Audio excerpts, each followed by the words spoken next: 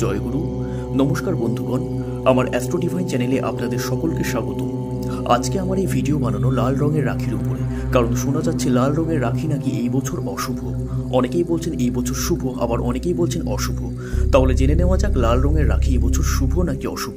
আমার এই ভিডিওতে আপনি সম্পূর্ণভাবে সেটা জানতে পারবেন, তাই ভিডিওটা স্কিপ না করে সম্পূর্ণরূপে ভিডিওটা দেখুন। বন্ধুগণ, শ্রাবণ পূর্ণিমার দিন রাখি বন্ধন উৎসব পালন করা হয়। ভাই বোনের পবিত্র সম্পর্কের প্রতীক হিসেবে বোনেরা বা দিদিরা তাদের দাদা বা ভাইদের হাতে রাখি পরিয়ে থাকেন, তাকে দীর্ঘায়ু ও সুখ সমৃদ্ধির আশীর্বাদ দিয়ে থাকেন। এই বছর 9 আগস্ট শনিবারে রাখি বন্ধন উৎসব পালন করা হবে।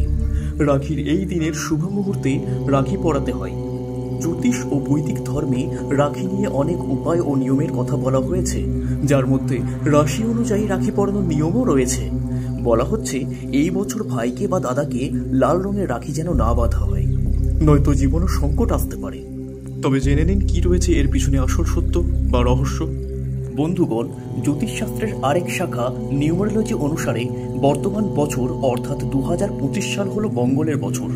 আসলে এই বছরটি যোগ করলে মোট সংখ্যা আসছে 9, অর্থাৎ 2025-এর 2025 যে 4টি সংখ্যা সেগুলোকে যোগ করলে যোগফল আসছে 9। আর নিউমারোলজি অনুসারে এই 9 সংখ্যাটিকে মঙ্গলের সংখ্যা বলে মনে করা হয়। তাই এই 2025 সালকে মঙ্গলের বছর বলা হয়। মঙ্গল গ্রহ হল সাহস, আত্মবিশ্বাস, উদ্দীপনা এবং রাগের কারক। এরই সঙ্গে লাল রং মঙ্গল গ্রহের প্রতিনিধিত্ব করে। তাই বলা হচ্ছে যে মঙ্গলের বছরে রাখি পূর্ণিমাতে ভাইয়ের হাতে বা দাদার হাতে লাল রঙের রাখি যেন না বাঁধা হয়, এতে জীবনের সংকট বা বড় বিপদ আসতে পারে। তাছাড়া লাল রঙকে উগ্রতার প্রতীক বলে মনে করা হয়। তাই যাদের জন্মকুষ্ঠিতে মঙ্গলের দোষ রয়েছে, যাদের মাঙ্গলিক দোষ রয়েছে, তারা এই বছর লাল রঙের রাখি পরিধান করলে তাদের মঙ্গলের কোপে পড়ার বা ক্রোধের সম্মুখীন হওয়ার সম্ভাবনা আছে।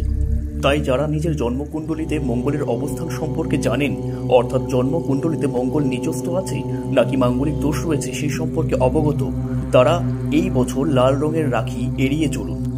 বন্ধুগণ, আপনারা অনেকেই হয়তো চিন্তিত হয়ে পড়তে পারেন যে লাল রঙের রাখি যদি আপনারা না পরে থাকেন এই বছর, তাহলে কোন রঙের রাখি পরলে আপনাদের ক্ষেত্রে সেটা ভালো এবং মঙ্গলজনক হবে।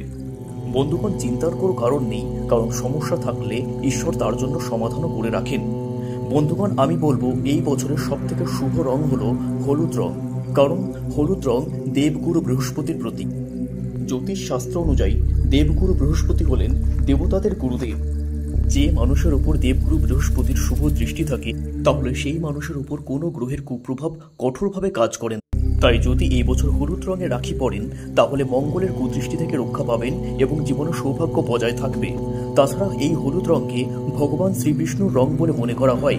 উনি পীত বস্ত্র ধারণ করেন সর্বদা। তাই এই বছরের জন্য রাখি পূর্ণিমায় আপনাদের জন্য সবথেকে মঙ্গলজনক হবে হলুদ রঙের রাখি পরা। বন্ধুরা, আজকের ভিডিও এটুকুই।